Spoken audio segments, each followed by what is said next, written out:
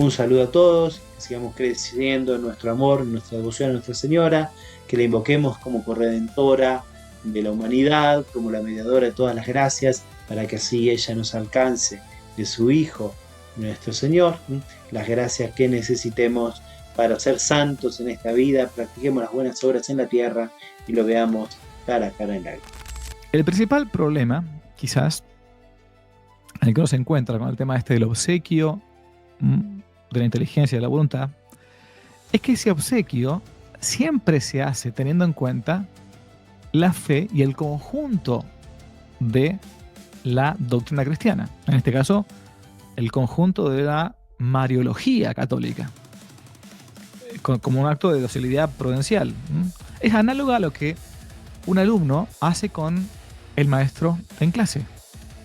No está lobotomizado. Escucha, tiene confianza en lo que el maestro le dice, y bueno, entonces da un obsequio, un obsequio de su inteligencia, de su voluntad, lo que está diciendo. Pero no es una adhesión que determine completamente el entendimiento de la voluntad.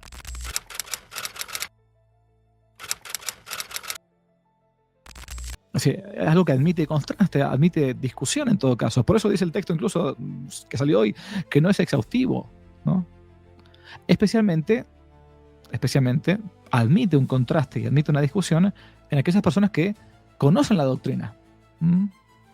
Además, otra cosa, la fuerza de un documento de la Iglesia se prueba en sus propias palabras, donde expresan la intención formal que pretende.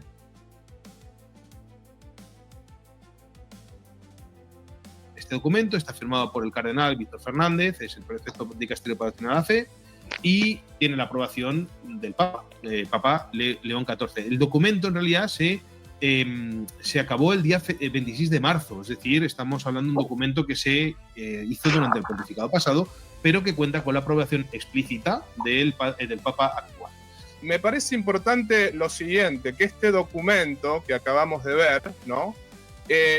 No manda en ningún momento no usar el título de corredentora, sino que simplemente lo desaconseja. Pero, por ejemplo, un ejemplo que una muchacha me ponía es, bueno, si nuestra madre nos pide una cosa y nos aconseja una cosa, hablando de la iglesia, ¿no? Habría que obedecerle a la madre. Yo le dije, bueno, en realidad no lo recomendó la mamá, en realidad lo recomendó un determinado cardenal, que en este caso es el cardenal Tucho Fernández, ¿no? Aquí es donde cabe preguntar.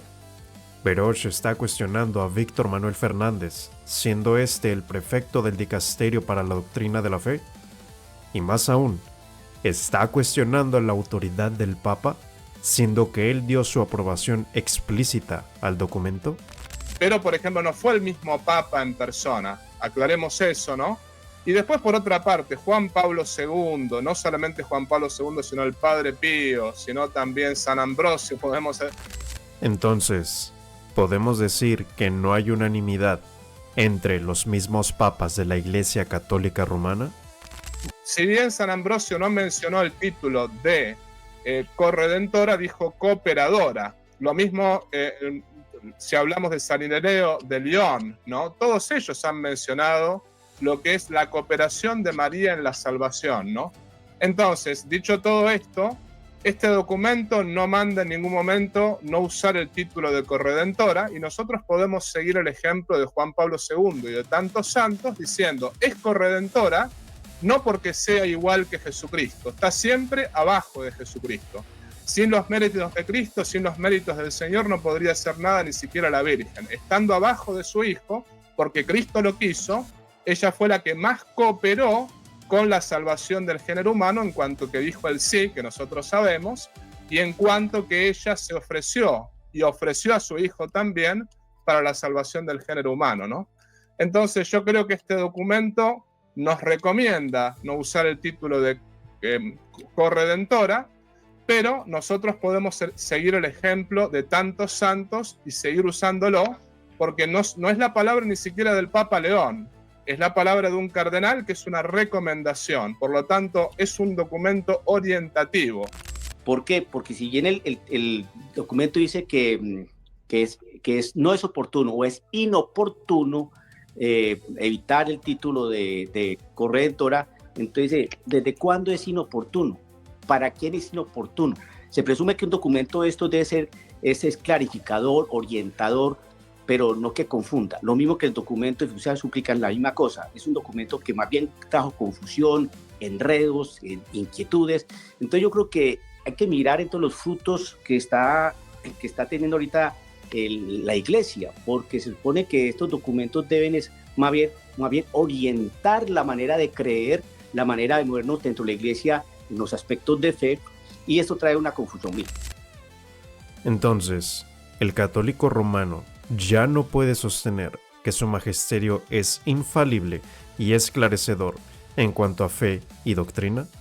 Por lo menos en mi caso, el documento de María, Madre del Pueblo Fiel, si mal no estoy, no me acuerdo ahora el título.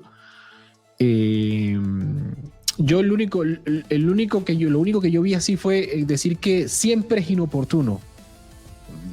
Yo creo que siempre no es inoportuno, a menos que me quieran explicar qué significa siempre. A veces es inoportuno. Pero como está en un ámbito ecuménico, también entiendo ese sentido. Pero de lo demás, doctrinalmente está espectacular. Está espectacular. O sea, a mí me encantó. Teológicamente es una cosa maravillosa. Aquí cabe preguntar nuevamente, ¿por qué confiar en un magisterio que no solo crea documentos confusos, sino también crea conflicto y división entre el propio pueblo católico romano? Más confusión sale de la oficina del cardenal Fernández, el encargado del dicasterio para la doctrina de la fe. Como saben, recientemente, el día de ayer, ha sido publicado un documento, una nota teológica. Obviamente no necesito aclarar que no es un cambio de doctrina, no es algo dogmático, no es algo que nos obligue a creer. Sin embargo, no deja de ser alarmante y no deja de ser realmente muy preocupante algunas de las cosas que podemos encontrar acá en este documento. El documento se llama Mater Populi Fidelis, que se podría traducir como Madre del Pueblo Fiel. Y una de las cosas que podemos nosotros ver es que se está desanimando el cardenal Fernández en esta nota teológica. Quiere hacer su mayor esfuerzo para desanimar al pueblo fiel, al pueblo católico, para no usar uno de los títulos más hermosos, más significativos de nuestra Madre, la Virgen María. Me refiero a el título de corredentora. Podríamos decir que José Plasencia está poniendo al pueblo católico en contra de su propio magisterio. Y podríamos decir también que José Plasencia está infravalorando la capacidad de su propio magisterio. Las razones que ofrece realmente son muy pobres, dejan mucho que desear, sobre todo viniendo de alguien que se supone debería no solamente tener una comprensión de la teología católica, sino tener lo que es la tradición, ¿no?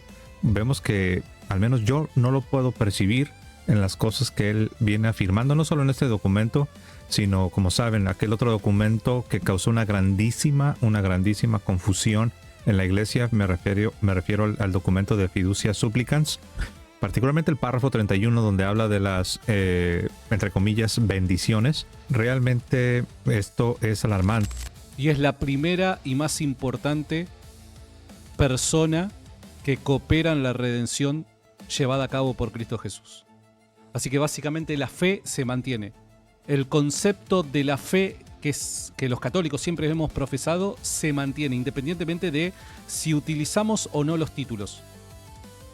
El concepto. El problema no es el título. El problema es el concepto que se maneja. Y el concepto se sostiene. Es cooperadora, la principal cooperadora de la redención.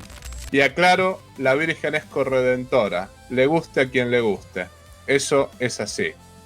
A quien no le gusta, que se joroben los otros. Aunque no le guste a los modernistas y a otras personas, María es corredentora.